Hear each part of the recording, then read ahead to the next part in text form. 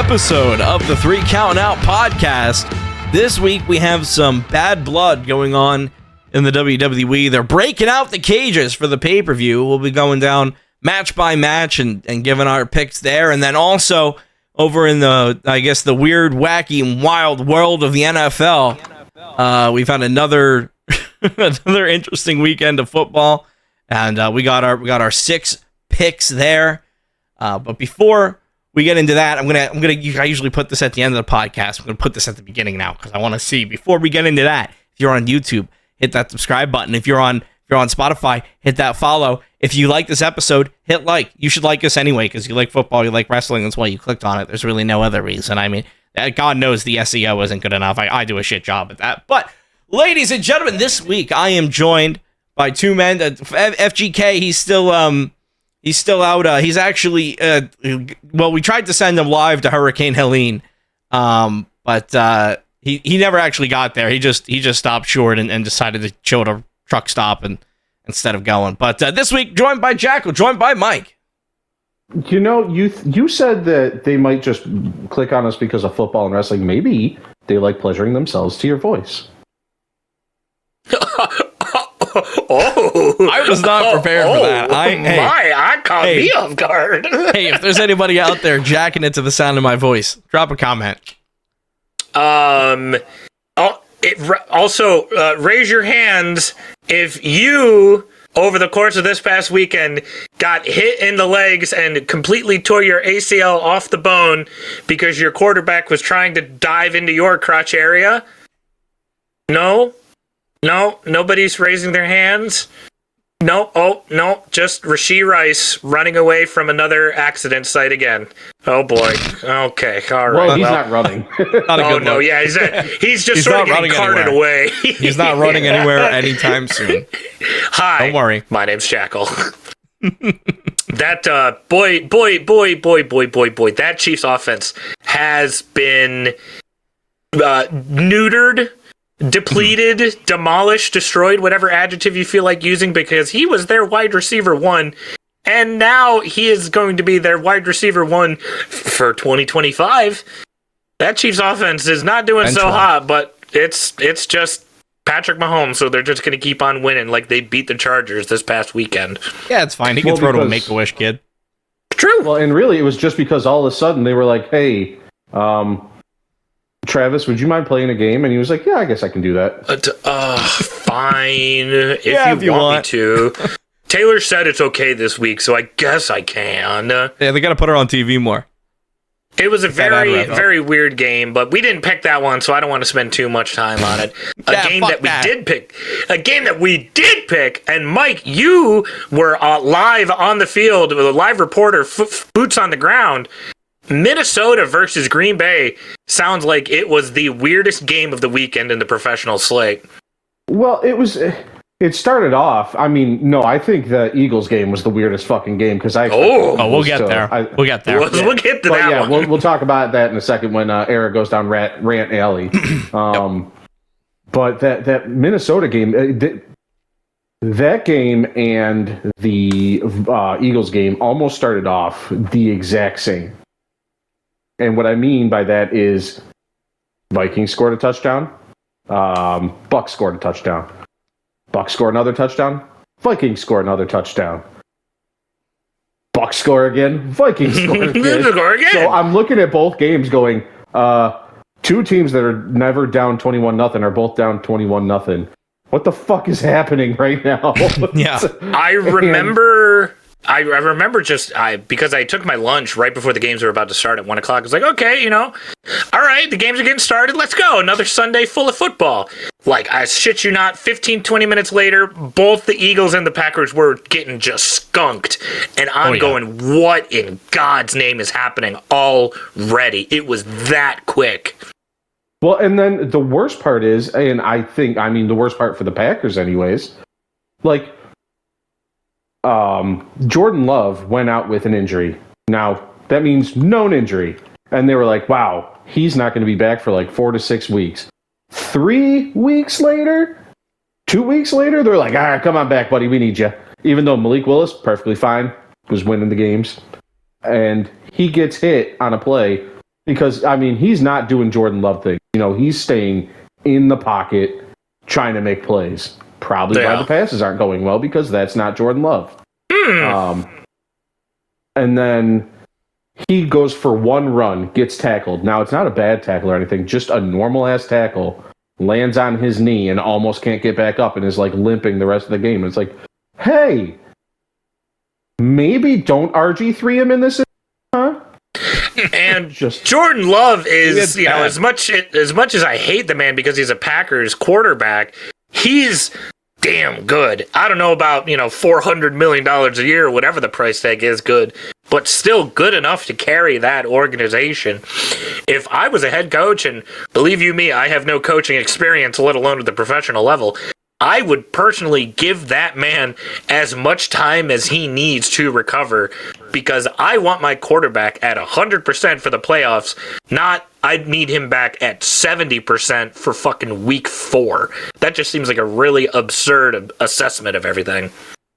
Well, especially when you have a backup quarterback who seems to just be doing perfectly fine. Yeah, who's actually capable. Doing A-okay.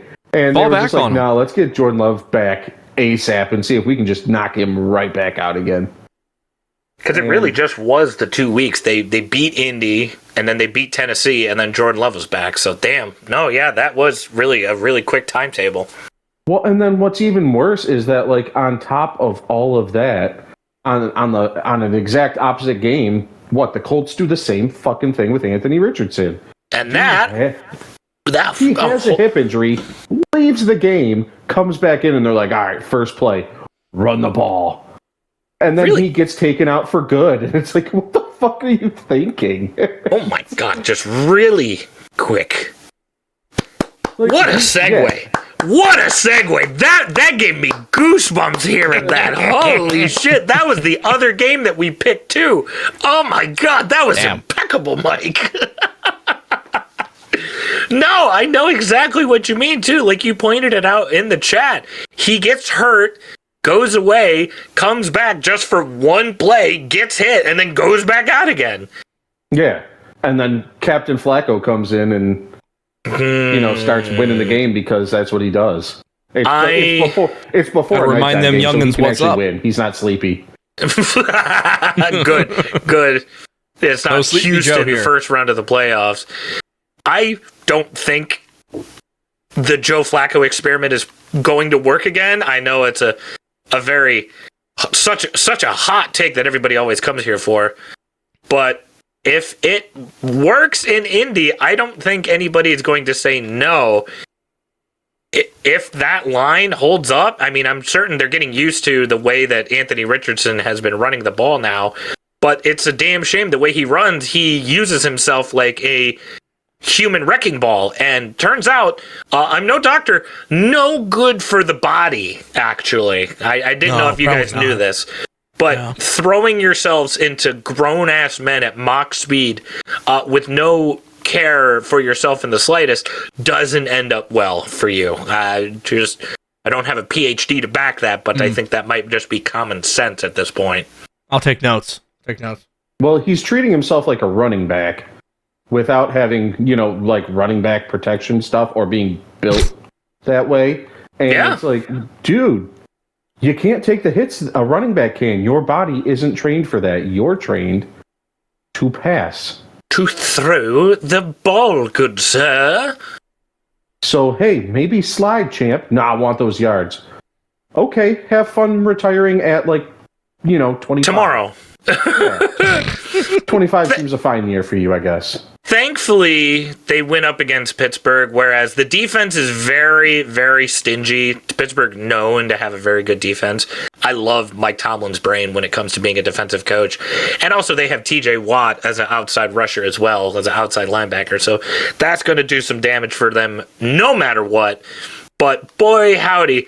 It's finally nice to see the Pittsburgh offense led by Justin Fields go into a competent defense, because Justin Fields was slinging that ball 22 for 34 for 312 yards. Also, Justin Fields, 10 carries, 55 yards, 2 touchdowns. So the Pittsburgh offense did nothing to help out. It was literally just Justin Fields versus the entirety of the Indianapolis Colts, and Justin Fields still almost pulled it off. But unfortunately, one man cannot beat an entire team on his own. Although if your name is Joe Flacco, that might be another story. Speaking of... Oh, yes. no. Go ahead. No, go ahead. Oh, no, please. No, after you. I just like that we are getting to see the Bears toxicity effect in full effect. We get to see, players go from a team like the Jets, and all of a sudden all their former quarterbacks are great, and the Bears, all of a sudden all their former quarterbacks are doing just fine elsewhere. It's almost like it's an issue of the program and not the player, like some people have been saying for millennia. Mm-hmm.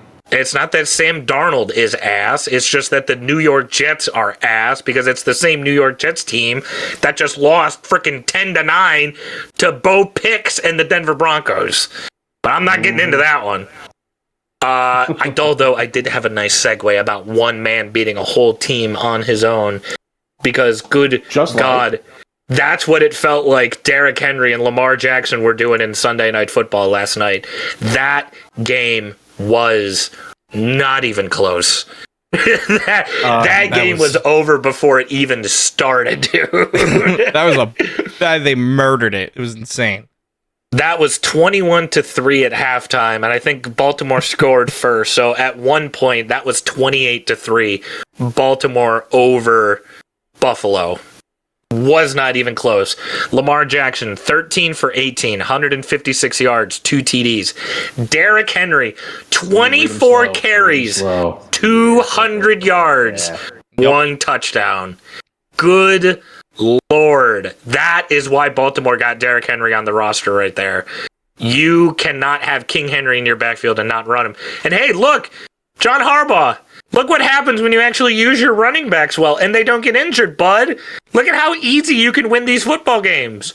Imagine if Derrick Henry actually did that against Kansas City. I bet you Kansas City's 3-1 right now because Baltimore could have fucking won that. Kansas City wasn't stopping the run at all.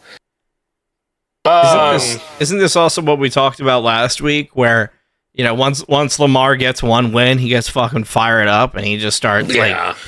I mean, I feel like he just picked right back up where he was last week. Like he didn't start cold at all, like. That is very, very true, because it's just, although I think in the long run, like looking at the entirety of the season, the Las Vegas game where they end up going down to the Raiders, I think that one's going to be probably an outlier in the grand scheme of things. I think now it's pretty safe to say that Baltimore is more likely going to go on an absolute tear and become a frickin' wagon this season. And thank God, I can't speak for the Eagles, but I'm very happy that the Lions don't end up playing them again this season. Buffalo could not get anything going whatsoever. The Ravens defense reminding everybody who they actually are. Josh Allen, 16 of 29, 180 yards. James Cook, 9 carries for the tune of 40 yards. So again, really just did not get anything going on the ground whatsoever. But in the long run, I think Buffalo's going to be just fine, because they thankfully have a very easy division now, with the Patriots probably being the worst team in the NFL. The Dolphins without Captain Concussion as quarterback right now, and the Jets are more than likely just going to do what the Jets do and probably fumble it away. I do think the Buffalo Bills have a very easy title, or a very easy path to winning the AFC East this year, and hopefully, I'll stake my claim on this now. I think this is going to be a playoff rematch right here, this game. I think it is a very good chance that we see Baltimore go up against each other, probably in the first round of the playoffs this year, and I want it injected into my veins. Yeah, round 2, if they can figure out how to stop. I mean, number 1, Derrick Henry just was running through bitches again. It was disrespectful. The Ravens finally went, oh man, this is what happens when we give him the ball? We should do this more. This is fun. I kind of like this. Yeah, this is a great time. And then Lamar's like, wait, I don't have to do this all by myself? What? Wild. Yeah. Well, not to have a transition here, but somebody who did it by themselves last week against the Saints, not so much fun this week. Saquon Barkley, 10 carries to the tune of 84 yards. If I may, Please. I have a statement that I'd like to read. Let me put on my glasses here. It's okay. From the anonymous raw flip general through my manager. notebook. This is actually getting put into an envelope and getting mailed to the NovaCare complex as we speak. And I quote, Dear Jeffrey Lurie and the Eagles organization, good morning, afternoon, or evening. I hope you're well. I'm writing this on the eve of our demise to the Buccaneers, so please forgive any grammatical errors. However, I see it important to get this out post-haste. So some context, this was at like 2 a.m., so don't... relax.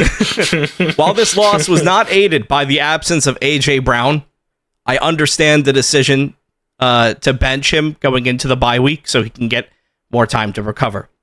While this loss was not aided by the absence of Devontae Smith and Lane Johnson due to the barbarity and horrible refereeing against the Saints, I understand that the roster contains the depth to fill these roles.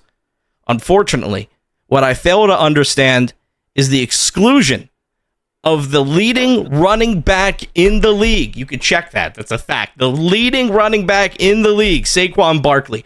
During the game, Saquon had only 10 touches.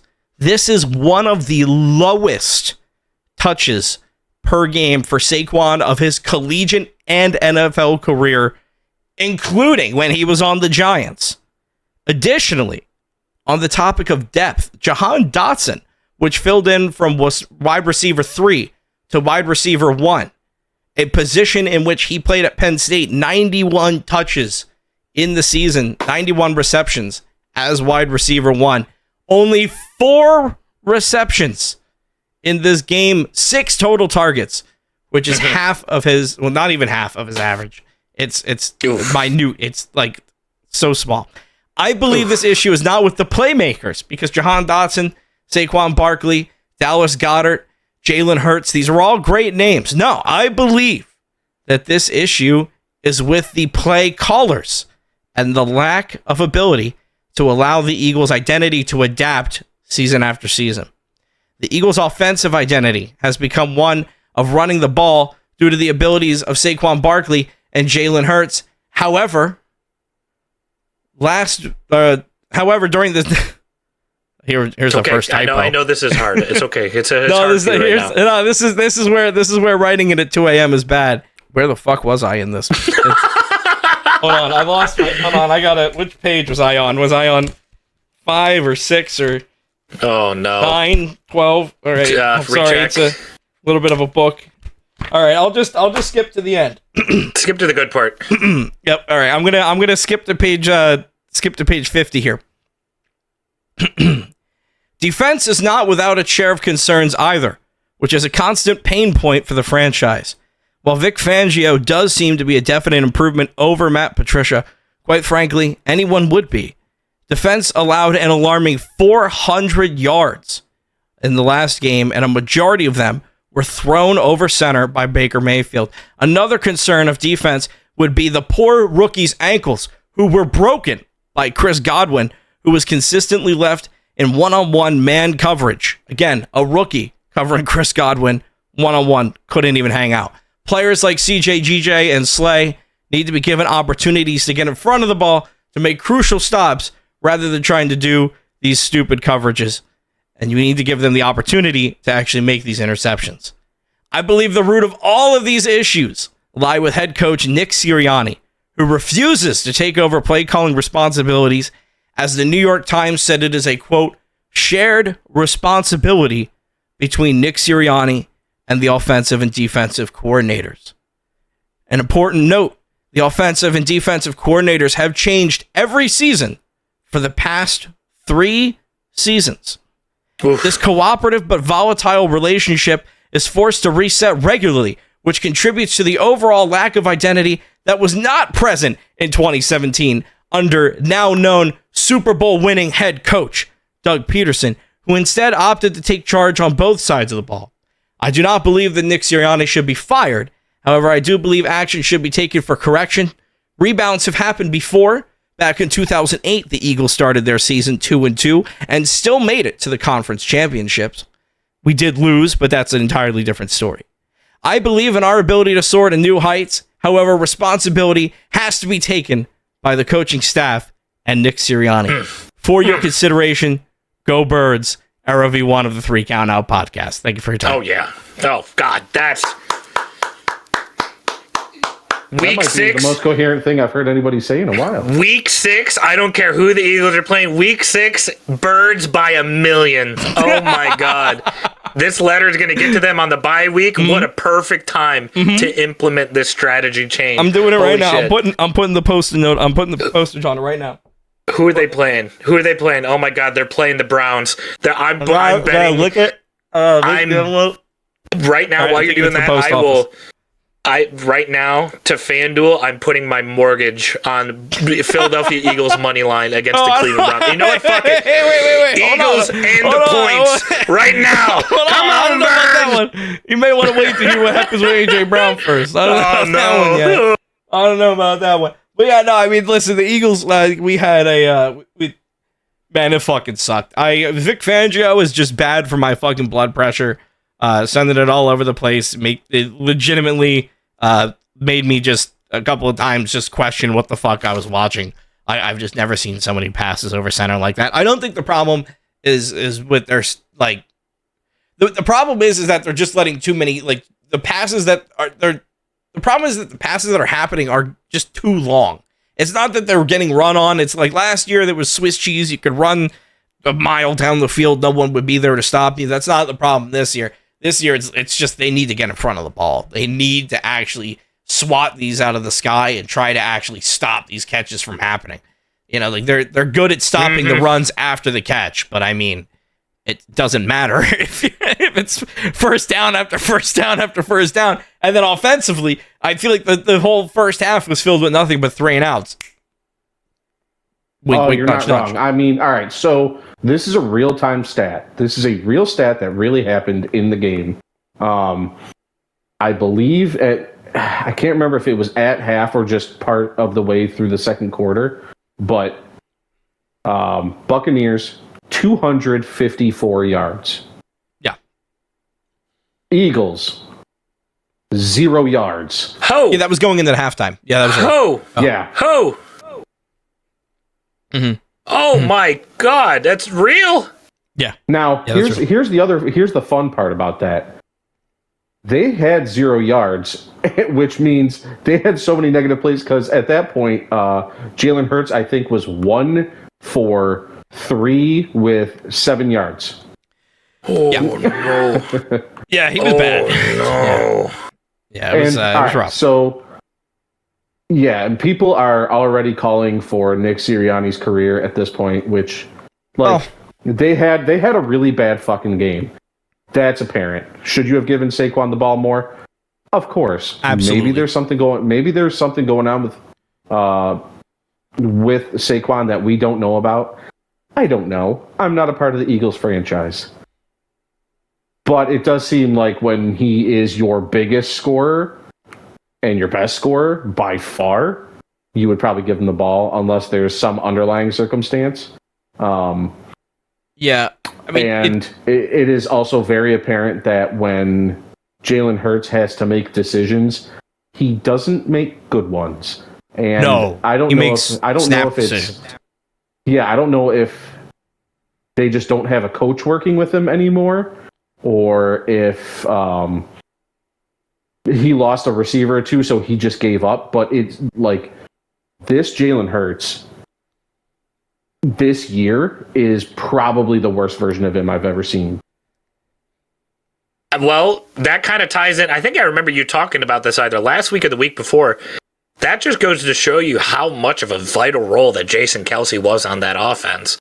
Like, yeah. Sure, I think you said something like Jason Kelce, yeah, he's just the center, but he was also still kind of like the guy on the offense. Like he was the one kind of making sure everything's all good. And now that Jason Kelsey's gone, that duty kind of falls onto Jalen. And you have, I think, how long of a career did Jason Kelsey have? Like a 15-year career, 10-year? Yeah, I think it was like a 12 or 13-year career. Like 14. He was there for a while. Responsibilities given to a veteran, and I believe Jalen Hurts has been there since 2021, 2020. Not long. Definitely not 13, 14 years. I'll tell you that much. No, so, that was, I think that was last week that we were talking about that. But yeah, that was Jason Kelsey. He had a lot of responsibility at the line, calling things out, calling out blitzes, things, just making those kind of calls, making sure that the coverage was where it needed to be. So, it does seem to be something that's affecting it. Now, I do wonder, obviously, the Smith and Brown are out, right? And Brown's going to hopefully be back. Technically, H.A. Brown was listed as questionable. He technically could have played this week. But the reason why they didn't is because we had the bye. We have the bye this week. So the thought process was, why put him back in to possibly get hurt again when we can instead just give him another week off and even more time to recover? Mind blown. But he was there. He was at the game, but he just wasn't wearing a uniform. Like he was not playing, but he was there. Understood. But to be fair, I wouldn't have played him either. If it's I can play him now, risk a bad injury, or give him an extra week and call it a day. No, and make sure he's healthy. I think something that may have played into Saquon only getting 10 touches in the game, which, by the way, his average is I think his like overall average is like 20 or 21, something like that. So it is a significant. Like he was not getting. It's not even like, oh, he wasn't getting the ball at all. Like, no, he was not getting the ball as much as he normally does. Statistically, statistically, of course. But I think what may have factored into that was the fact that down south they just got hit by a hurricane and they were left by massive wave of humidity, and it was 108 in and I don't know if you guys are familiar with Philly weather, but I just got back from checking the mail. 70 degrees. Not 100 a day. I mean, I'm not in Philly. I'm north of Philly, but I'm close enough. So did you hear not Baker's 108 interview? Huh? Before or after halftime, they go, "How are you dealing with this?" Baker went, "I changed my pants at halftime." Gross. Yeah, because he was sweating so much. Yeah, Brady was on commentary and he was like, "Yeah, this is when you pull out the IVs for the guys on the sidelines." And I was like, "Man, I don't know if the Eagles have ever pulled out an IV bag to hydrate somebody. Like, that might be something they do down in Tampa, maybe. I don't know, but I don't know if that's in the Eagles book right there." Real quick side, on a serious note, hey, T's and P's, thoughts and prayers, everybody and anybody affected by all this hurricane right now. It's all very serious times. Heart goes out to every single one of you, so keep fighting the good fight. Real quick on that one, because I was going to talk about it before the podcast, and then I forgot because I'm old. Quick hurricane sidebar. Well, the fact that, like, the main area of the hurricane wasn't even the worst part. It was what it did in the fucking mountains because nobody's prepared for it. Yeah, there's no infrastructure. They were talking about it, and like the worst thing that ever happened to them was in 1916. That's how long it's been.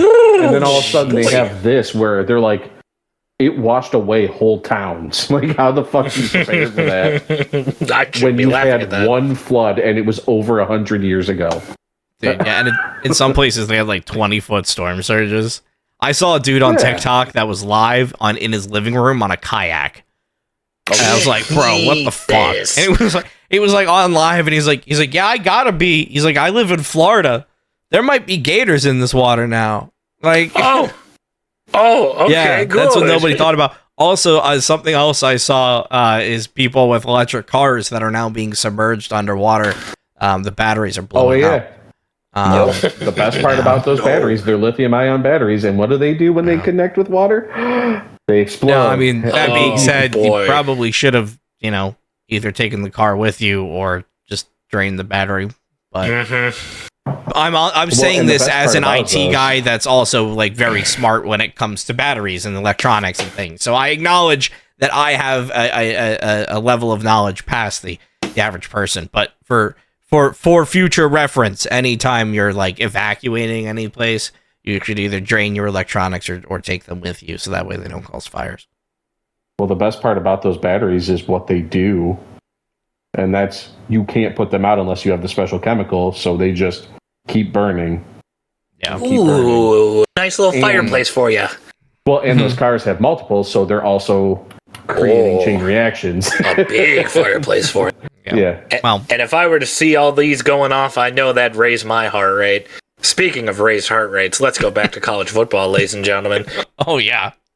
Oh, my God. I should... What is with college football this year? Well, let's start in probably a very bizarre outcome. I know your heart rate would just spike talking about the Eagles. How the fuck could you guys not score more than 7 points against Illinois for 4 quarters? I don't know, but yeah, one player I do want to highlight, and this is a guy that kind of went a little bit under my radar until this game when I realized we had our tight end playing quarterback, Tyler Warren, number 44. He is a former high school quarterback, current tight end for the Penn State Nittany Lions. And they bring him in for like handoff trick plays and stuff. So he's there to block, but he's in the quarterback position. So you can just throw Singleton behind them, and then you have this massive tight end just fucking making these blocks. But then he's also a former quarterback, high school quarterback. He has a fucking arm, dude. He can sling it. So he was also making some touchdowns. I think he got a diving touchdown at one point. He dove over the entire line because again, he's a tight end, big boy, that's a big fella. Boy. Yeah, big fella. So he jumped over that. So Tyler Warren, he's the kind of I was watching the game and I was like, man, I feel like I never heard that name before, and I don't know, maybe I just wasn't paying attention. I honestly probably wasn't paying attention. Gonna be honest, most of the time I'm watching football, I'm doing 20 other things. But Tyler Warren, I feel like this game especially stood out. So that's a little player I wanted to put a little spotlight on. But yeah, man, I don't know. I feel like every week we kind of sit here and shit talk the opponents, and I'm like, yeah, it'll be fine, man. We'll be good.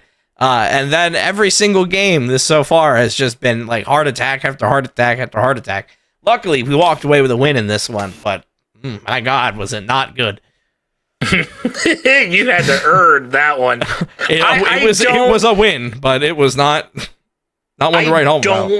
I don't think Illinois is going to end up being that bad because they did lose, and the loss was good enough for the AP Top 25 to only drop them down 5 spots. They were at 19th, and they only dropped down to 24, so they're still ranked because they did end up losing to the 9th ranked team in the country. On paper, it was close most of the game, and the 9th ranked best team in America, so that's a good loss to have on your resume. Illinois will probably still make some noise somewhere. Penn State moves up to number 7 in America, moving up 2 spots. And next week, I know you literally just got done saying everything about how we sit here and shit talk the opponents every single week. I know, man. The 1-3, baby. Yeah, UCLA is not doing hot right now. Listen.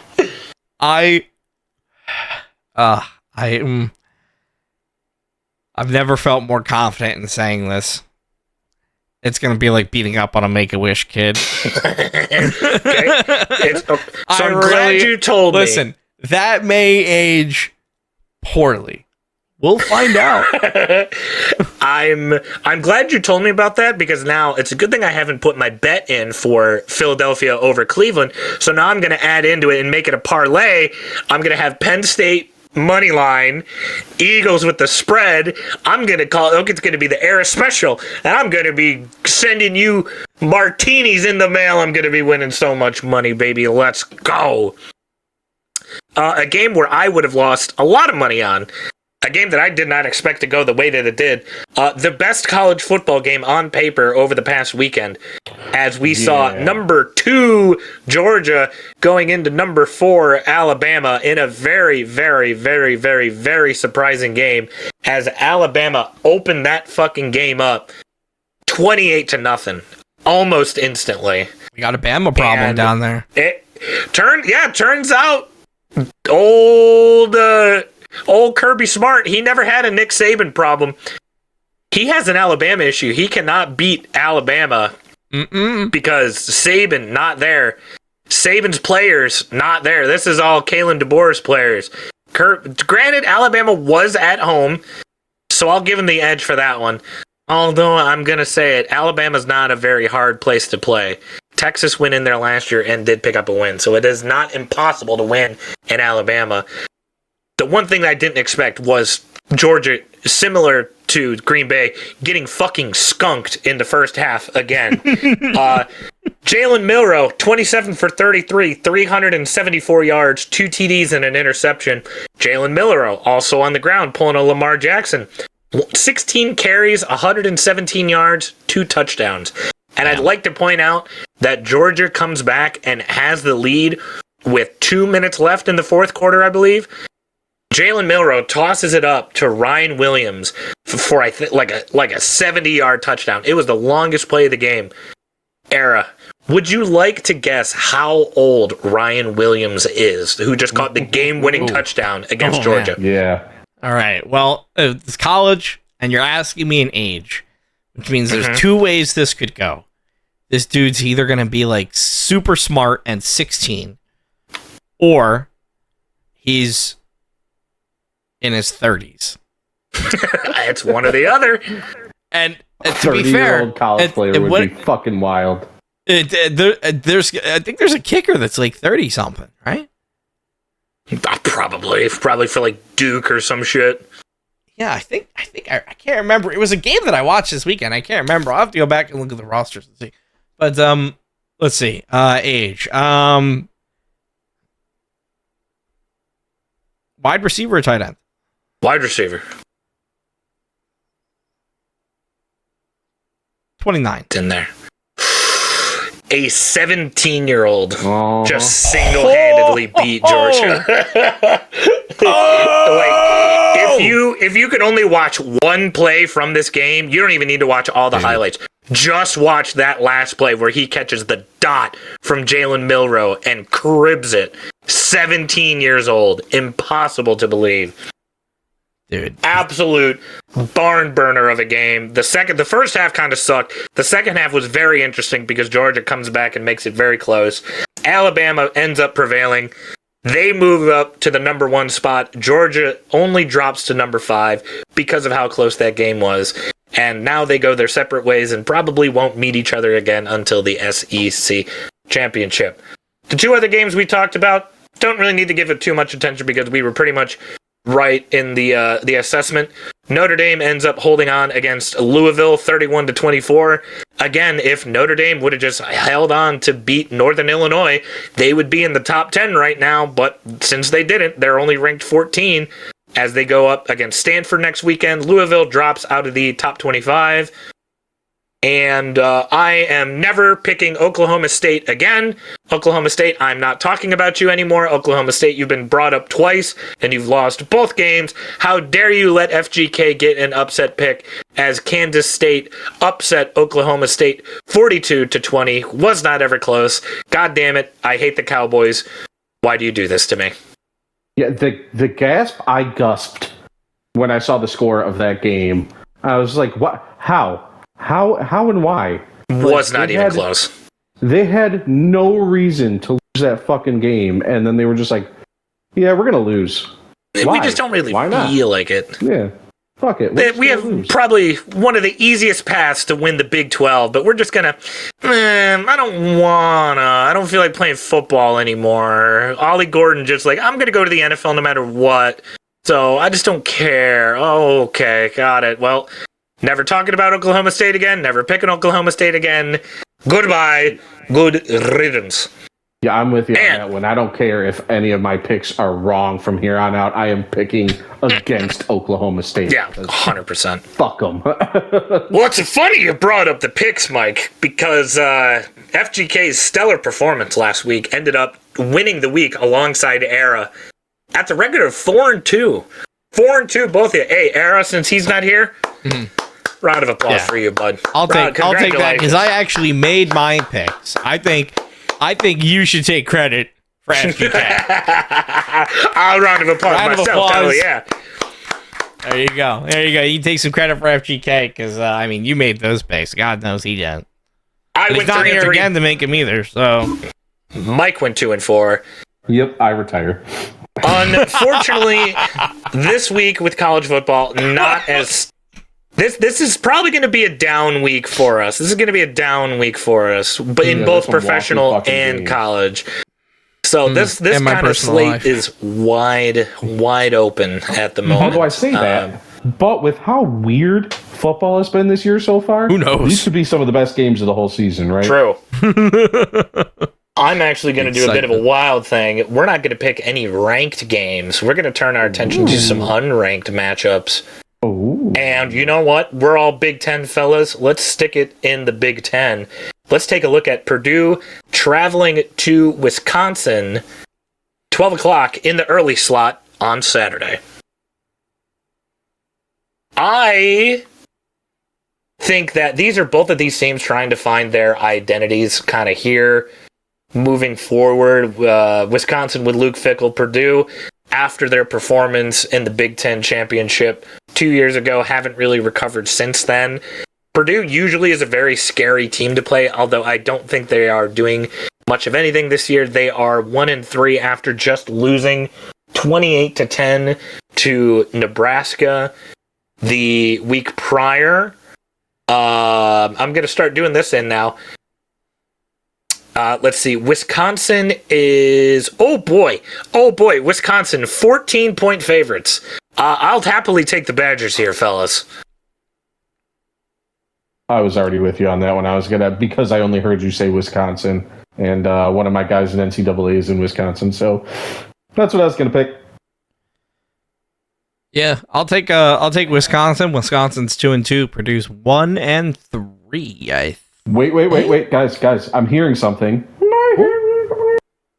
Oh, yeah, that was a message from Fire Guy Kev. He said he's picking from above Purdue. Oh, there you go, Kev. Getting that upset. Smells an upset. There you go. Kev loves an underdog story. Oh, that's why he's always under. Love it. Dog. I'm sorry, that was stupid. I'll never do that again. That's fine. In a game that should be a little bit closer than the first one, we have the Scarlet Knight. We got the Rutgers traveling to Nebraska in the middle slot on 4 o'clock on Saturday. A sea of red at this game. Now, I believe the Rutgers are 4-0 and kind of been handedly beating pretty convincingly this season. They've recently just knocked off the team that made it to the national championship last season. They recently just beat the Washington Huskies. Nebraska, on the other hand, is 4-1, and their only loss right now is to the ranked Illinois team that the Nittany Lions just beat. So I think this game is going to be much, much, much closer than the one prior. Nebraska is 7-point favorites. I don't think it's going to be that close. If I was going to put money on this one, I would probably say something more like, give me Rutgers and the points, but I do think Nebraska is going to win outright. So I guess for the pick'ems, I will say Nebraska. Yeah, I mean, looking at Rutgers' schedule, they faced Akron, Virginia Tech, and Washington, and Howard. Woo. Watching that Nebraska team play, I liked what I've seen, so I am also picking Nebraska. Yeah, I Rutgers, hey, listen, my backup school when I was applying to colleges. So, it's up there. It holds a special place for me. And Rutgers football, especially something that I know quite fondly, just going and hanging out with friends that were at the school, going to games, and just kind of hanging out there in general. That being said, I have to agree with Mike here when it comes to the schedules. Because I feel like when you look at Rutgers' schedule versus Nebraska's schedule, Nebraska, yes, has had an easier schedule, but they've also had real teams. I feel like Rutgers just has had the easier schedule out of the two, which is kind of giving them that 4-0. That being said, I think Rutgers is still a good team.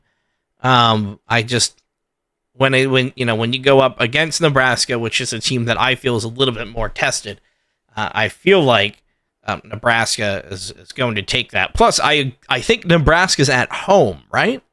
Nebraska is at home. Yeah, so I'm gonna go with Nebraska. Oh, wow, okay, we got Kevin down for Rutgers. Oh, I hear him cheering in the background. Oh, he's so excited. Good job, bud. Yeah, Kev really loves the Scarlet Knights. That was so beautiful. Hearing you guys with actual insight in your picks. Oh my god, it's bringing a tear to my eye. You picked schools I actually know.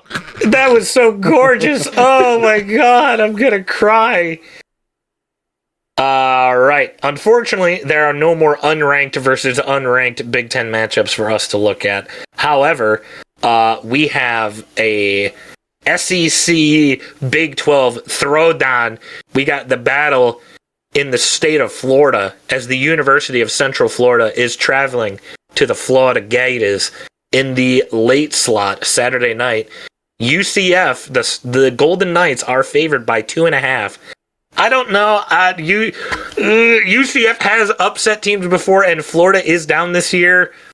But Florida is at home at night. Those SEC kids can get rowdy. I'm gonna say this might be the upset of the week on paper. So give me the Gators.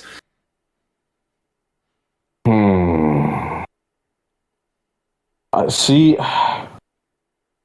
I don't know, man. That Florida team, it seems like they can really fuck up a small team. Like they beat the piss out of Samford, not Stanford. Samford. Oh yeah. They beat up Mississippi State. Got beat by Texas A&M. Yup. Got beat by Miami. Yup. Man, I picked them once before. They burned me. I'm not picking them a second time. Give me UCF. UCF. Hell yeah. I like it, Mike. Era. You see, Mike earlier mentioned college football 25. You mentioned a player in the game. I have a very similar viewpoint when it comes to UCF because little known fact about me, I enjoy space. And so UCF being in Orlando, Florida, when you are playing Dynasty mode, you have a random chance of seeing a SpaceX launch from they'll like cut to it like in the middle of one of the quarters. It's just like a distant rocket. It's really nothing. It's a little thing. It's a couple of seconds. It's nothing. It's dumb, but it appeals to my space autism. So I have a UCF Dynasty mode going right now, and I have to say I've become a fan of their quarterback KJ Jefferson, who this season I think is already well past 500 passing yards. I think probably maybe closer to 700 or 800 if he hasn't broken that mark already. So I'm really, really liking that, especially when you compare him against the Gators quarterback. So I'm going to take UCF. Bam! Got you down. The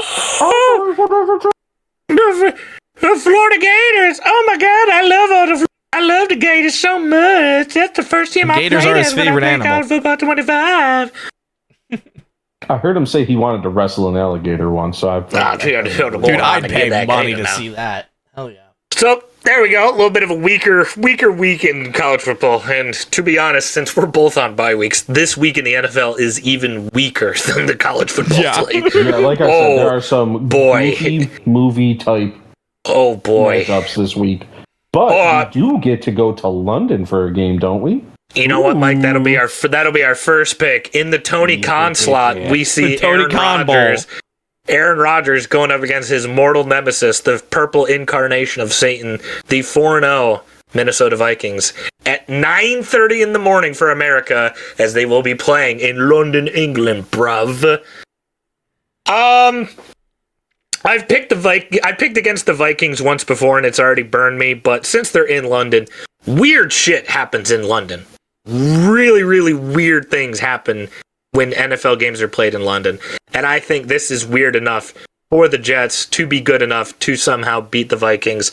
I really don't want the Vikings to be 5-0 because that'll make me sad. Give me Aaron Rodgers. I'm not happy about that one. Did Aaron Jones and Aaron Rodgers play on the same team? Was there Aaron squared there for a second? I believe, actually, last season. No, not last season, 2 seasons ago. Okay, I couldn't remember if Aaron Jones was on the Packers when Rodgers was there. That being said, I fully expect Aaron Jones to run through that defense. I think Sam Darnold is just going to go, fuck it. Justin Jefferson is down there somewhere. And like all of his backup wide receivers are getting progressively better, it seems like, which is terrifying. I think I gotta assume it's gonna be Vikings by like 40-5. Damn. Give me the Vikings. Damn. Emphatic era. Yeah, I mean, I hate to piggyback off of Mike Moore, but the wide receiver core of the Vikings have been growing, and that's great. And plus, I feel like Aaron Rodgers. I feel like I got hit a couple of times, so I don't know if he's maybe feeling 100%. He is currently listed as questionable, so we'll see. Maybe the Achilles is going to pop again in London. hey, Kev, I see you over there. What do you pick? Wait. He's talking. What? Oh, did you see a jet fly over? Oh, no, you're picking the Jets. Jets, got it. There we go. Have you down. Next up, this game should be very interesting. Again, on paper, but with the way that these weeks have been going, who fucking knows what's going to happen anymore? Mm-hmm. Let's take a look at the Buffalo Bills going up against the Houston CJ Strouds in the 1 o'clock slot. Buffalo traveling to Houston. This game would be a lot more exciting if Houston didn't get the brakes beat off of them in Minneapolis and have a very, very close game with Jacksonville. Like, a lot closer than it ever should have been, I think, last week. And Buffalo didn't just get the piss beat out of them by Baltimore. Two abuse victims facing off. Yeah, it really is. I love it and I hate it at the same time. I think Houston at home has more juice to beat Buffalo, especially since Baltimore has laid out the blueprint to stop Josh Allen and friends. I like Houston at home. God damn it, now it's just going to seem like I'm copying you. Yeah, I mean, both defenses got exposed. More so Houston's, because I thought Houston's was at least decent, and then all of a sudden, I mean, I guess it is, but their offense also just got stopped, which is wild when you have 3 of the best wide receivers, like one of the best wide receiver trios in Nico, Tank Dell, and Stephon Diggs, which Stephon Diggs was their first touchdown rushing. Odd. Okay. Very odd. Yeah. Yep.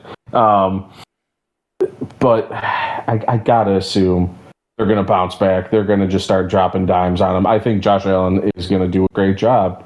I think it's probably going to be close. It's probably going to be high scoring too. But I think the Texans take this one. Era.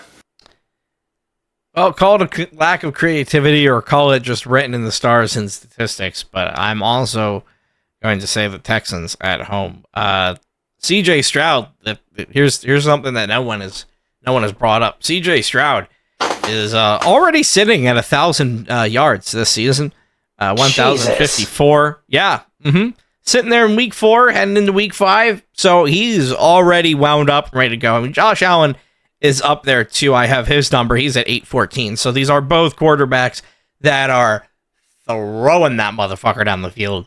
That being said, there are a couple people out for the Texans, but it looks like they're expected to be back for the game. So I think as long as they have their running backs back, they have a wide receiver that's out. So as long as he's back, I feel like they at least have a chance. So I'm going to take the Texans. They're at home. Hopefully that works out. But I mean, if they don't have these people back, it looks like Buffalo might be able to pull ahead. There we go. Got the down Houston FGK. What are we thinking? He just said that Buffalo Wild Wings is one of his favorite restaurants. Understand? And because of that, he's picking Buffalo. Buffalo got you down there, friend. That is the extent Kev would go to make that pick. That's actually really close to what he's saying. That's perfect. Not actually it's like he's in the room. room. Like, wait, is he up in Marquette with me? When did he join the call? The last game that we'll talk about, one that does not deserve much in-depth thought on, but it is Sunday Night Football, and I want to give myself a reason to root for a team a little bit more. We see the 2-2 Dallas Cowboys. Are they 2-2 or 3-1? 2-2. 2-2. 2-2. Who cares? 2-2 Dallas Cowboys traveling to the 3-1 Pittsburgh Steelers on Sunday Night Football. Cowboys, Steelers, in the penultimate battle of mid that you've ever seen before in your entire life. Yeah. Which team is going to be more mid than the other? That's a tough question. I am going to lean... They've failed me once before, but I'm going to give them another chance. I'll say Dallas here, and it's an ugly win. Ugly win. All right, I've done this before, so you can put a little asterisk next to my name. I think you're right. I do. I think because Dallas seems like they really go up and down. They're like, oh, we lost by 20. We're up by 40. We're down by 10. We're up by 30. I think Dallas is going to win, but I'm picking Pittsburgh because they have tools to use. They have, I mean, if they start actually giving their running backs the ball, holy shit, there's another thing they could do, huh? But Justin Fields is starting to get comfortable, and that is going to be terrifying. That man threw for 300 yards, I think, for the first time ever for him, because he's on a team where he's actually starting to get into a role instead of being scared for his job. So give me the Steelers. Damn, I like it, Era. God, which do I want more? Do I want to shoot myself in the head or jump off a bridge? Whichever one gets the job done quicker. Oh boy. My immediate pulse, my immediate reaction is to abstain, but I guess I'll have to pick. Realistically, I mean, the Cowboys have proven themselves on the road this season. I think that's where both of their wins came from. So I don't really know if that's too much of a question. I think most of the question is going to be whether or not Dak decides to actually show up, or if he just wants to collect that paycheck, which I really wouldn't blame him. I think recently we've seen that once Dak gets paid, he decides to not show up. I think that's going to be the status quo for a little bit. I think not that I think the Cowboys are going to do poorly. I mean, they are, unfortunately, a really good team. That being said, I feel like the Steelers, they're sitting 3-1. Out of, those three came early in the season, so their last game was a loss. I feel like they have something to prove. Being back at home, that's a great way to get that momentum kind of back in your favor mentally. So I don't know if it's going to play too much into like the Cowboys being able to score or play football, but I feel like from the Steelers' perspective, it kind of gives them that comfort of being at home.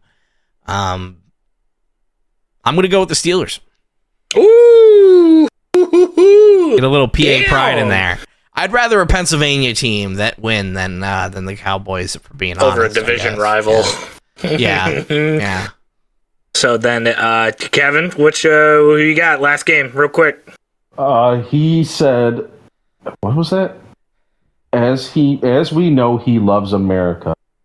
Therefore, he's going to go with America's team, the Dallas Cowboys. Oh, that's his favorite team. That makes so Kev much loves sense the with this Cowboys. pick. He loves the Cowboys. The only way they could be better is if Jim Harbaugh was their coach.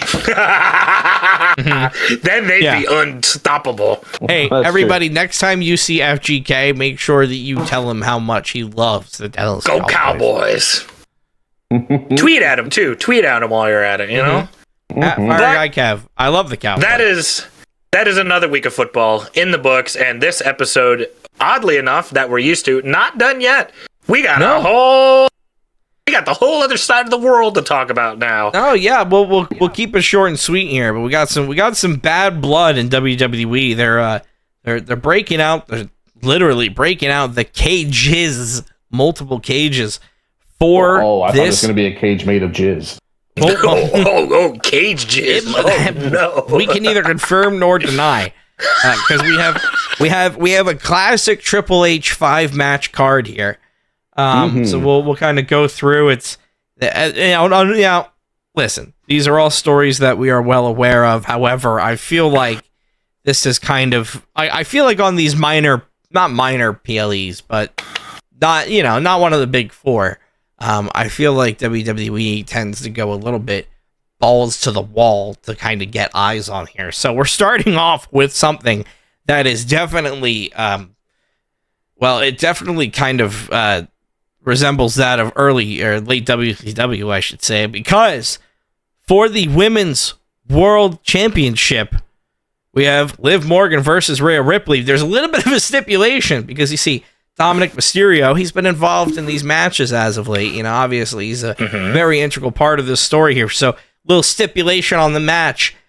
Dominic Mysterio, who you can buy his toilet paper on WWEshop.com, will be suspended above the ring in a shark cage. God. Yup. They did it. Those crazy. They finally made the memes true. Very important point here. They are not climbing a ladder for Dominic Mysterio. It is just a singles match, but he's going to be above the ring in a shark cage. I don't know what to expect from this. It's going to be insane.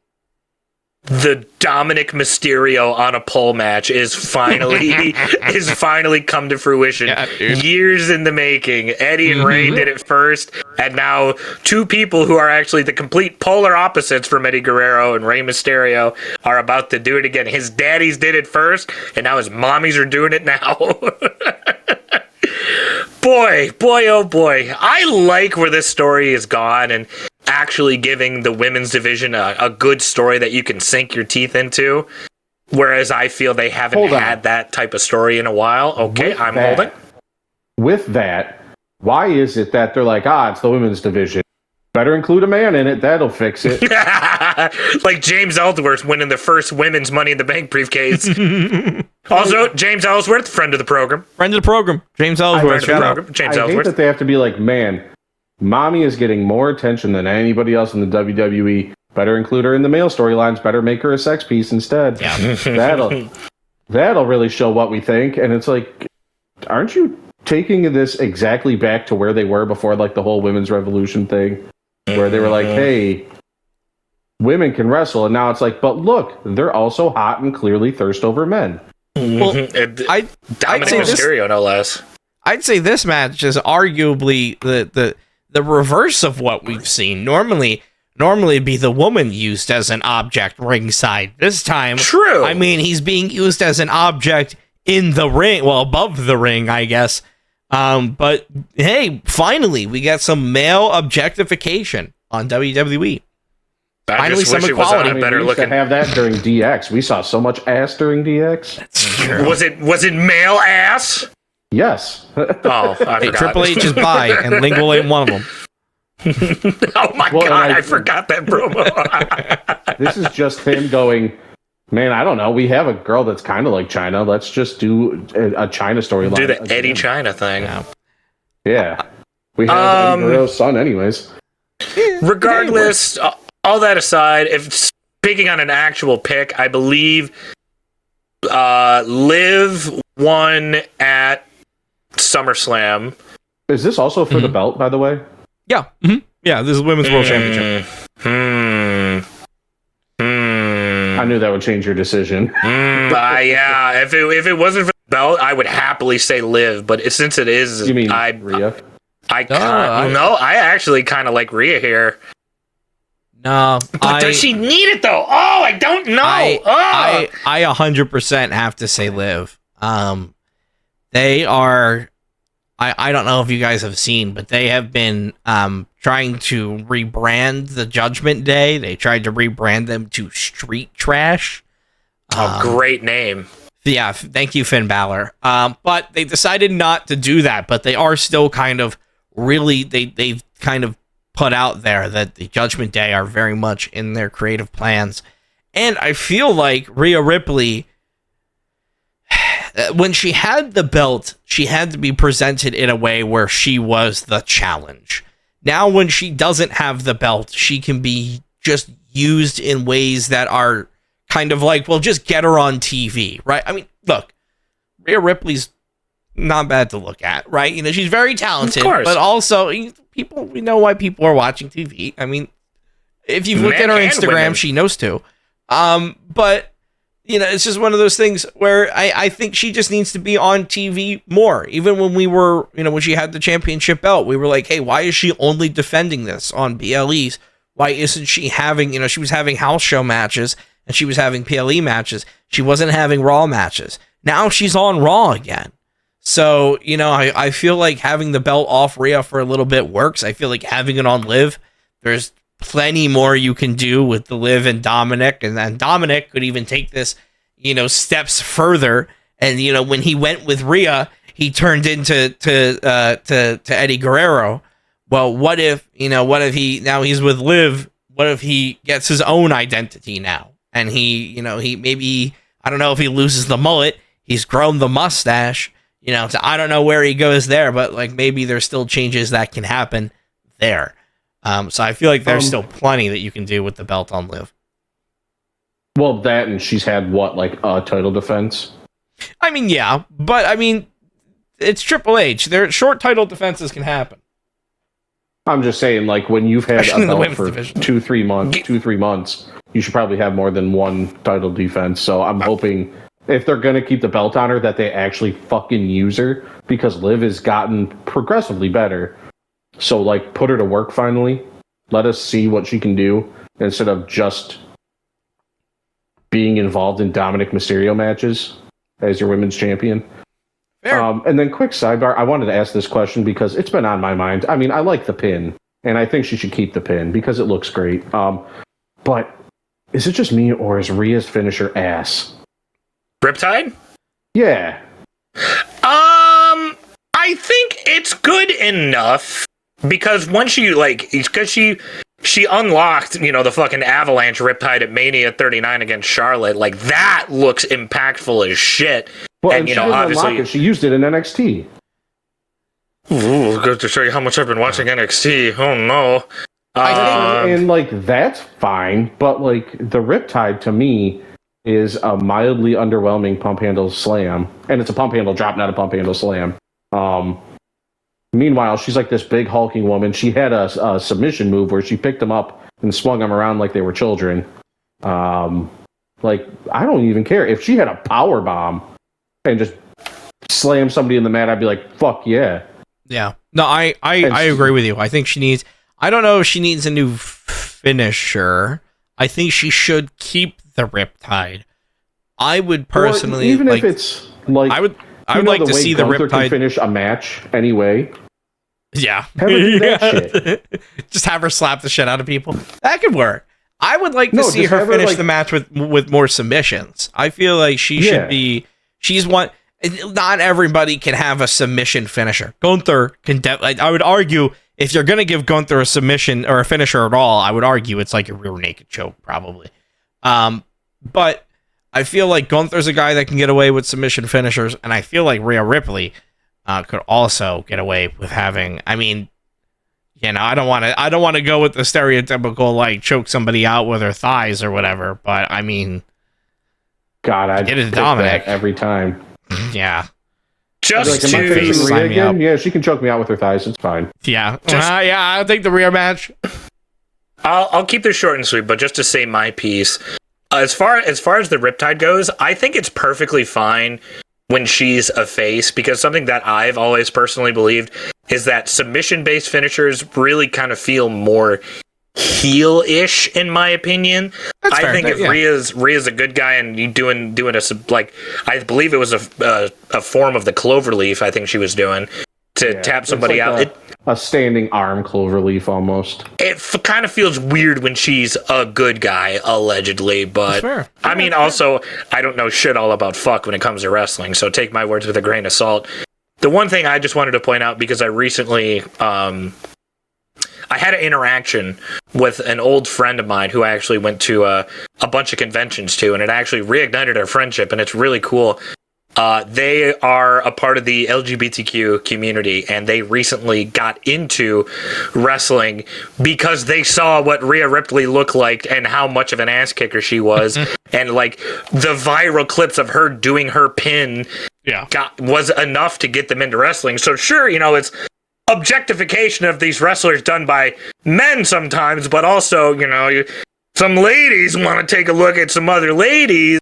And this got them into the world of wrestling, and they've been hooked ever since. And it's been really cool having them like ask me questions about everything and kind of wanting to know more about the subject and just being able to talk to them about it again. So it's really cool. And Rhea, if you ever listen to it, Rhea, thank you for being you. You know, appreciate you. Shout out Rhea. Rhea's a fucking awesome. Rhea's a megastar. Not the megastar, but she is a megastar. Yeah. As far as the pick goes, I've talked about her so glowingly. Give me Rhea, just because she's her. All right, I got We're Liv. actually doing picks for this. Jackal's got Rio. What do you got, Mike? Give me Liv. Liv. He's not happy about it. Not happy about it. It doesn't sound like a glowing review. But hey, you know, you're talking about women looking at women. Sometimes women are watching WWE. They want to look at men. And one of the men that they want to look at is kind of related to this whole Rhea Ripley, Liv Morgan story. Actually, two of the men that they want to look at. Let's not leave out either of these guys, because I mean, you know, hey, we got Damian Priest versus Finn Balor, just in a singles match, just fighting it out. No stipulation. There's fighting. some talk about this match that I don't want to happen. The rumor, well, one of the things that was being talked about is, does the Demon come back for this match? And it's like, what a waste that would be. For Bad Blood? What the fuck? No, you gotta, the way that Hunter works, you gotta save that for a big four. 100%.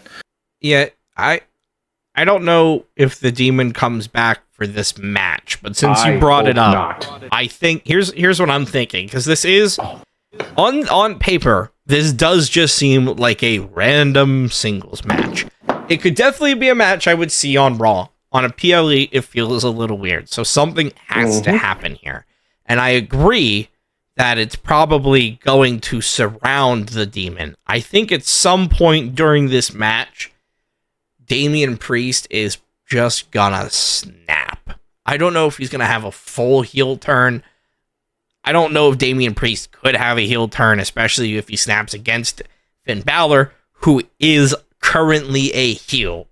But I feel like, you know, at some point at the end of this match, we're gonna get the whole. Remember when he had the match against Roman Reigns and they kind of dimmed the lights a little bit and they played a heartbeat sound and he like boom, he twitched. boom, boom, and then he popped back up and he was like, the Demon. I don't know if they're gonna do exactly that, but I feel like there's probably gonna be that moment at the end. That's a little bit of storytelling. Maybe the gear looks a little different and hints towards the Demon. maybe, these subtle hints that Triple H does.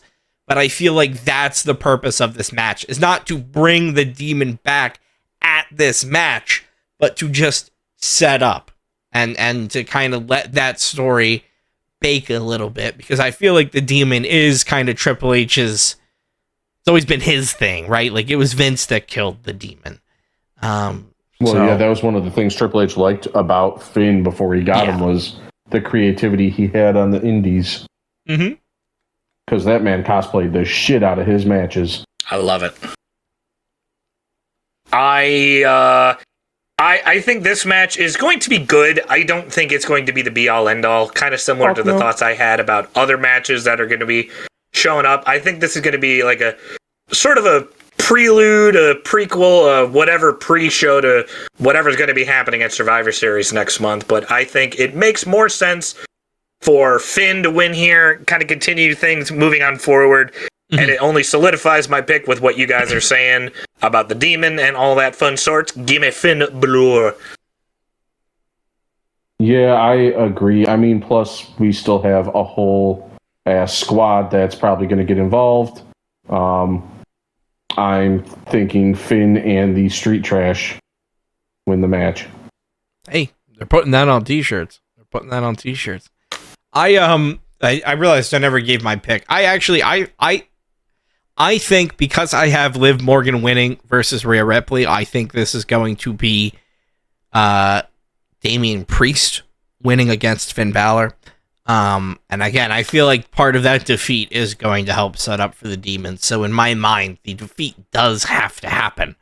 That being said, I feel like probably still the Judgment Day is going to get involved. I don't know how they're going to organize. I guess it really does kind of depend on where are they putting Liv Morgan and Rhea Ripley, right? Are they doing that first? Are they doing that second? Because if you have all the run-ins during that match, does Rhea Ripley then somehow clean house, right? Jey Uso can come out to help. He can fuck people up. So, if they do that in the beginning of the night, maybe we get to a situation where Finn Balor doesn't have the Judgment Day anymore, right? Maybe Finn Balor has to remember how to wrestle like he did in New Japan, and he just can't do it. But I don't know. We'll see. The next match here, this is another match that on paper, I feel like we've talked about this time and time again, for the WWE Women's Championship, because they can only have one women's story going at a time, so they have to just keep recycling this one. Yet again, we have Nia Jax versus Bayley. This time, Nia Jax defending. Bayley, I don't think she's having any heel turns or anything like that coming up. However, there was an interesting little production mishap, which seems to be the constant story with Bayley here. But when she came out on SmackDown last week, they played the Damage Control Titantron for Bayley, who was no longer in Damage Control. Famously had a match at WrestleMania to no longer be a part of that. Okay, you were there. Can confirm. Yeah, I was there. It happened.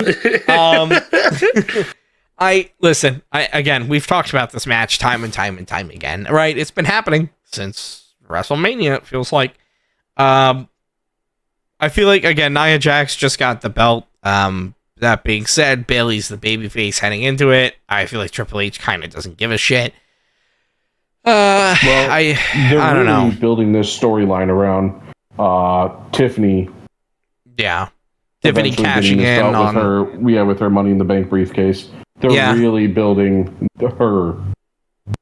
And I feel like Tiffany might try to cash in. I don't feel like you have her cash in yet.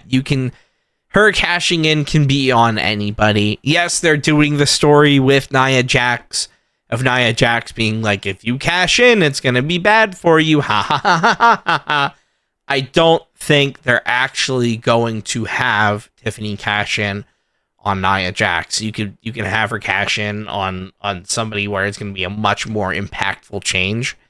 That being said, I feel like she's probably going to try. Maybe that fucks up the match. I feel like Bayley comes out of this. I don't know where Bayley goes next.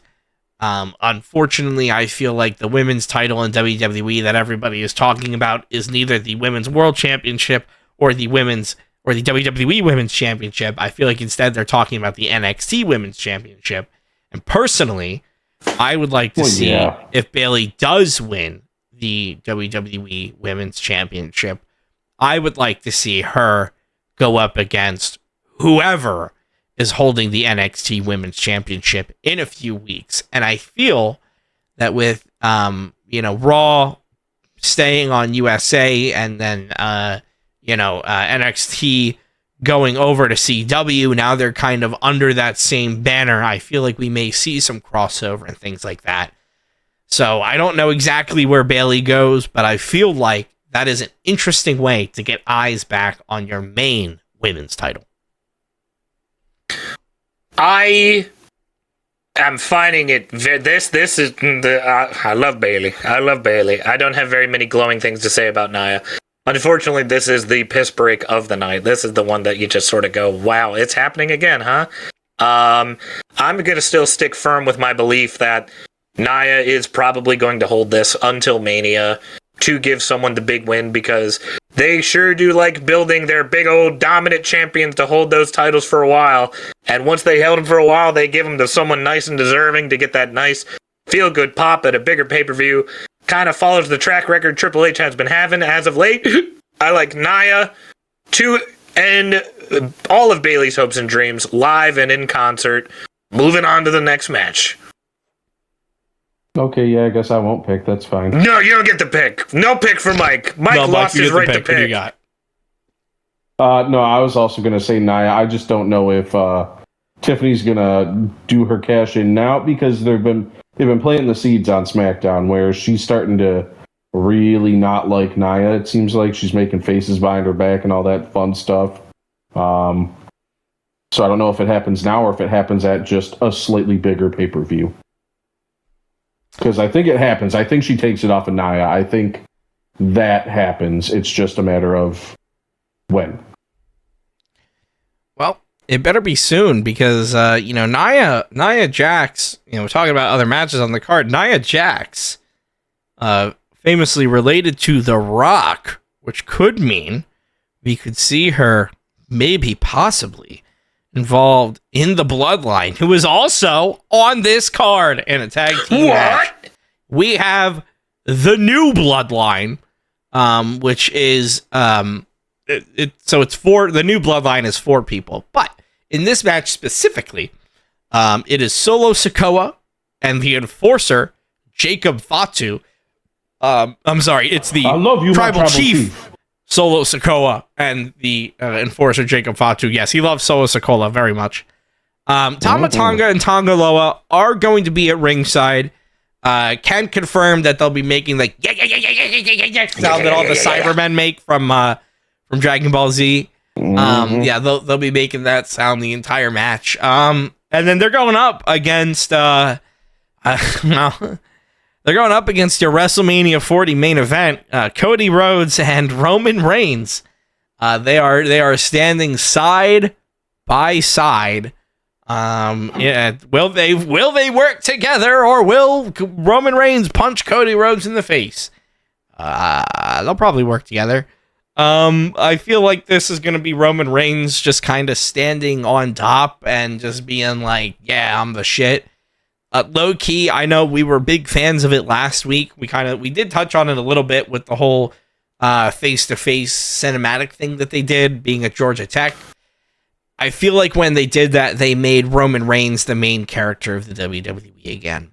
If you asked me at WrestleMania 40, I would have said the main character was Cody Rhodes. Now I feel like it's Roman Reigns. That being said, I don't think Roman Reigns is going to lose. I think Roman Reigns is a good guy again, and Roman Reigns wants to win, and he wants to get cheered. And I think Roman Reigns, quite honestly, has earned that. Listen, he held the belt for a while. I don't think he needs it anytime soon. However, I do think that when Roman has the belt off of him, it opens up his opportunities to tell better stories. So I'm watching Roman Reigns as a hopeful viewer. I don't want him to go for the belt. I think if you want to have him fight for the Ulafala or whatever the fuck it is, whatever. Ulafala on a pole match. Yeah. I don't know if you need to do it on a pole. I feel like having the story be around that and around being the tribal chief, right? That's where Roman Reigns. He said, once I'm the tribal chief again, then I'm coming back for the belt. That's fine. That could be in a year and a half or 2 years. It doesn't have to be tomorrow, So, I feel like as long as Roman Reigns doesn't chase the title after this, I'm okay with it. So I'm going to take the team, Cody Rhodes and Roman Reigns. Yeah, I agree with you. I feel like this is probably all going to set up towards a War Games match at Survivor Series or some stupid shit like that. That being said, I don't know if somebody else comes out, interrupts this match, and helps him win or makes him lose. But if they lose, that means Cody's eating the pin. You got to think about it. You got to think about it nice and hard. Do you think Kevin Owens comes out to help? Oh, well, no. Yeah, Kevin Owens is already. He's the cast aside, broken-hearted boyfriend now. I mean, he is just hurt and sad that Cody is teaming up with the bad guy, the arch enemy. So I would like, you know what?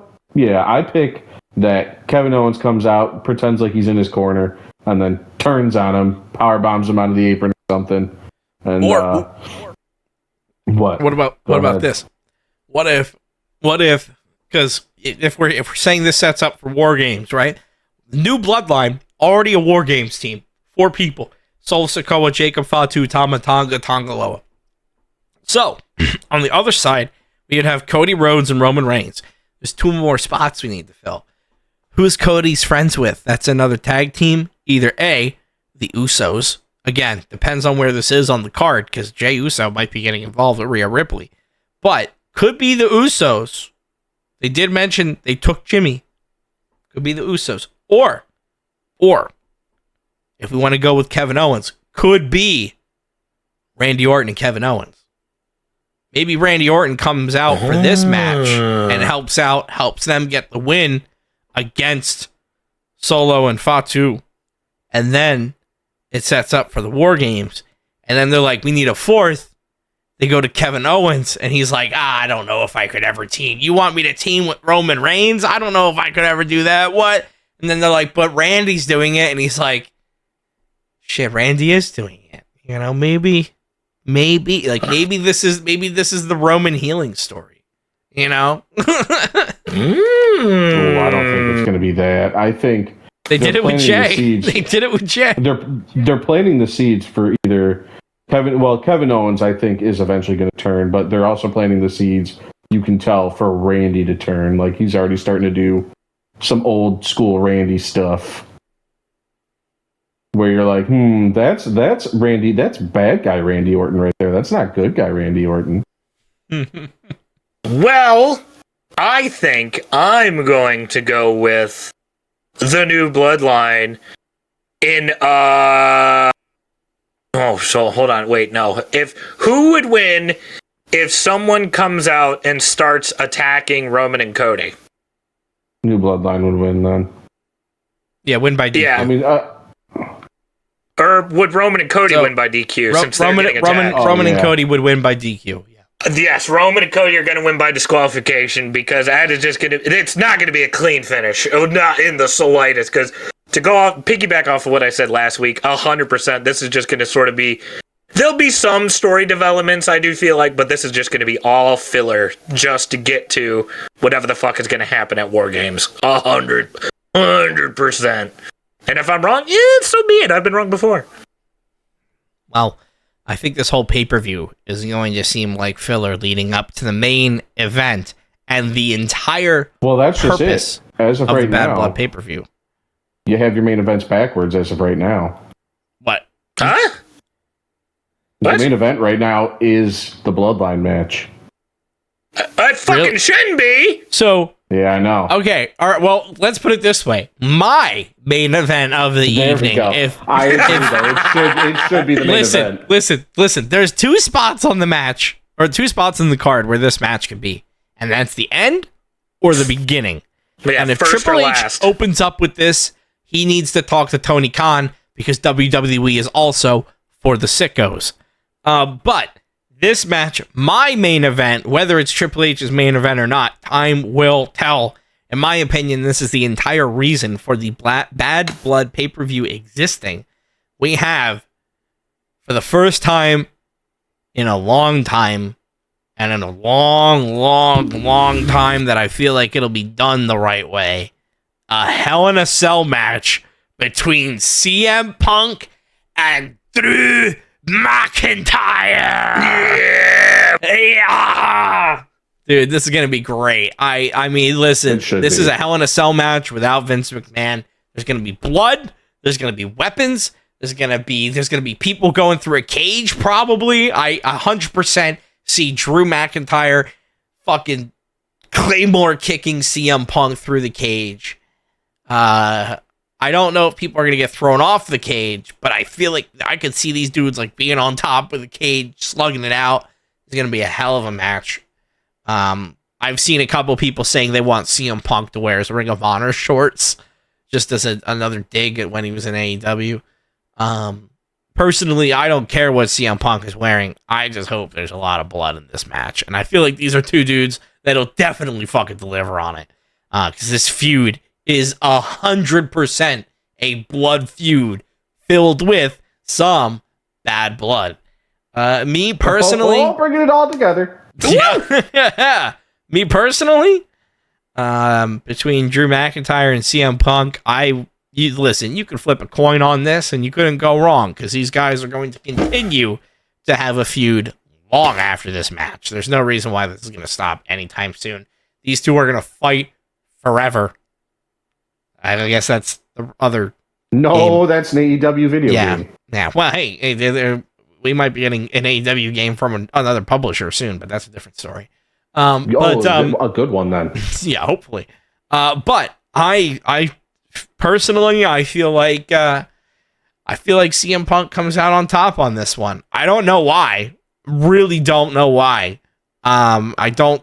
I can think tell you again. Don't think it matters. But I feel like Drew McIntyre. I don't know, man. I feel like you could get away with telling the story of like, it got, his obsession got to him, and like when he was in the cage, when he was in the moment, like his emotions overcame him, kind of thing. And CM Punk. I mean, Drew McIntyre's been in the game a while. CM Punk has been in the game even longer.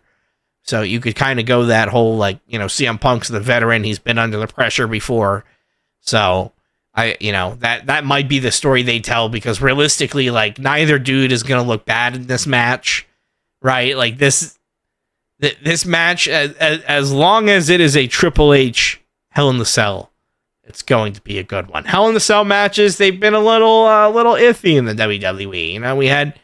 We had the absolutely horrible Hell in a Cell match in 2019.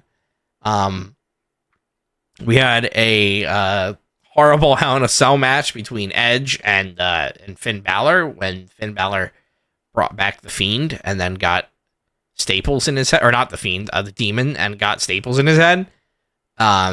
So they've had a bad track record recently, but I feel like this is going to be Triple H going, "Hey guys, wasn't me."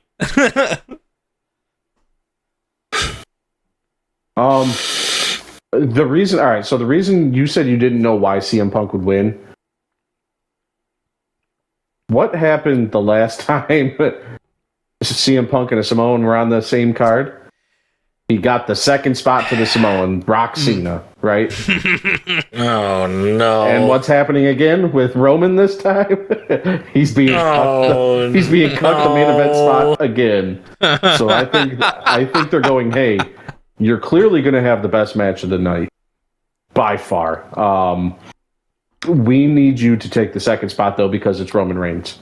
So you can win, but you're second place. Maybe I can see it.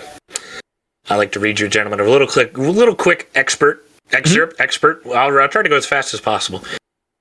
Please take the time to read this and understand this from her perspective. As a 7-year-old kid, her first Raw experience was tainted by this moment.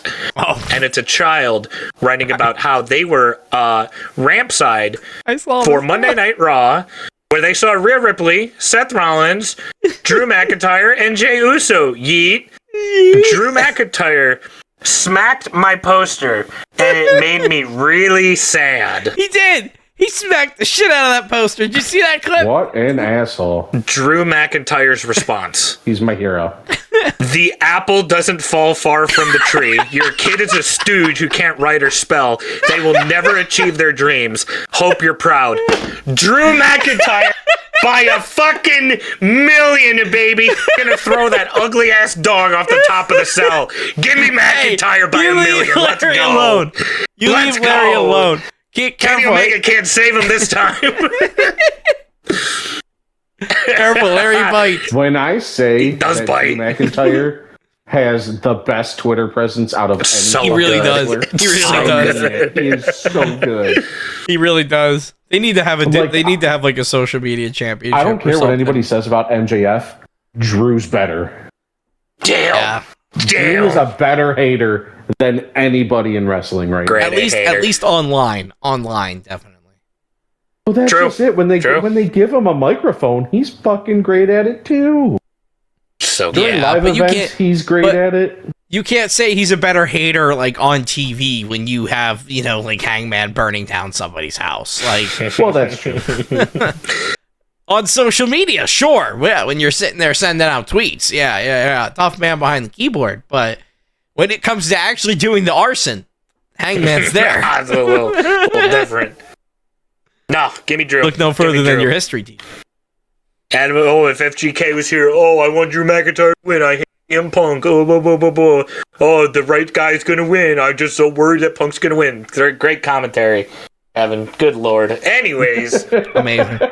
We got football covered. We got wrestling covered. Yeah, one more quick thing I want to cover because we talked about WWE, but over in the world of AEW, AEW is having a little bit of a shakeup when it comes to their pay-per-view providers. It came out today. Bleacher Report is no longer carrying AEW pay-per-views domestically. Thank God. Yeah, man, Bleacher Report was a absolute shit pay-per-view provider. They did put out that if you want to find the pay-per-views that you bought, you can still find them over at their international counterpart, Triller. Triller is still carrying pay-per-views internationally, so it's just domestically in the U.S. that they're stopping that. That being said, you can still watch them over on YouTube. I've been watching the pay-per-views over on YouTube for a while. Both real and not real streams. You could find them over there. So I don't know why you wouldn't start there anyway. So, but they are. So it's not like they're still not hard to find. That being said, Tony Khan a couple of days ago said that he is, quote, 90% certain that there will be an announcement about AEW being streamable within the month. So people are believing that AEW is going to go over to Max. So kind of like how WWE is on Peacock, AEW would be on Max, which that would make sense if Bleacher Report is dropping them. And, they have not made any announcements about WrestleDream yet. So it could be possible that one of the first announcements we get could be WrestleDream, now available on Max. So we'll see. That'd be hot. Not a lot to talk about there because it's just Bleacher Report saying they're not doing it anymore, and Tony Khan saying, yeah, expect an announcement soon. Obviously, look, AEW on streaming is a goal that they've had for a while. Tony Khan's been very open about that. I don't think that's a surprise, especially with WWE being on Peacock and the pure billions amount of dollars that they made doing that. I don't see why you wouldn't try to get your company on some sort of streaming service. So, hey, and then also AEW may be coming over to Fox soon. We talked about that as well.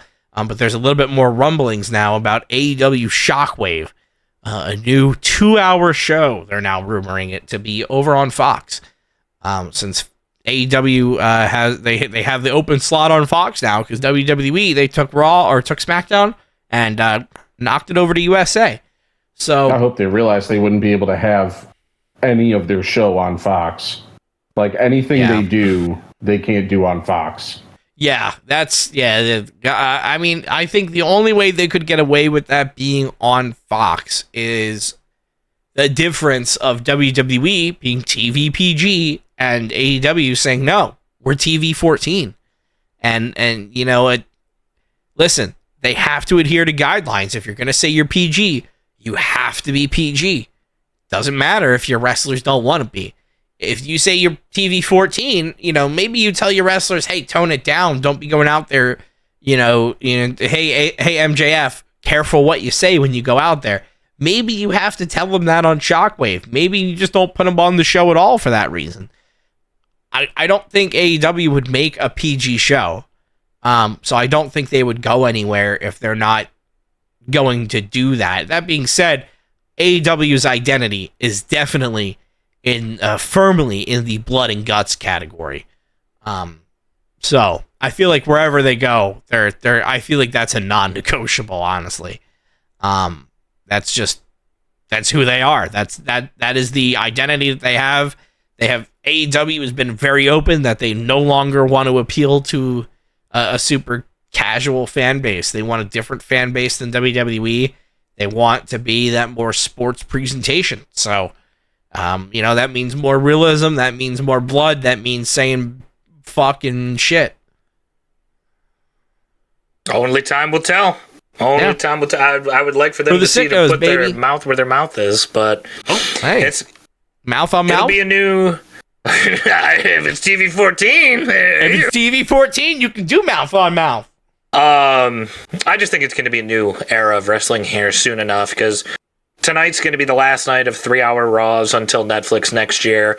They're looking at a change too. NXT is on a move. So many contracts are ending. I think 2025 is going to be very interesting for the world of wrestling, and all we got to do is just get there first, and by doing that, we have to just see what happens tonight on Raw. So far, not much. Okay. All right. Good to know. Yeah, good to know. Well, I already said it in the beginning of the episode, but if you enjoyed this, go ahead and hit that follow, hit that subscribe, go ahead and drop a like on this episode. Leave a comment down below. We're gonna do something a little bit different here. Leave a comment below, and I'm gonna read it. So tell us what you want us to talk about, because we'll do an episode. We'll do some user suggested episodes. We've had some good user suggested questions before, so now we're fishing for just full ideas. We're not out of ideas yet, but I just figured it'd be something fun. Try to get that engagement up. And like I said, comments are over on Spotify Mobile, on YouTube. They're all over the place. If you enjoyed me, you can find me over at twitch.tv/EraV1 or on YouTube at EraV1 Music. If you like me, listen to the podcast. This is where I am. I'm sometimes in a stream somewhere. Not mine, but somewhere.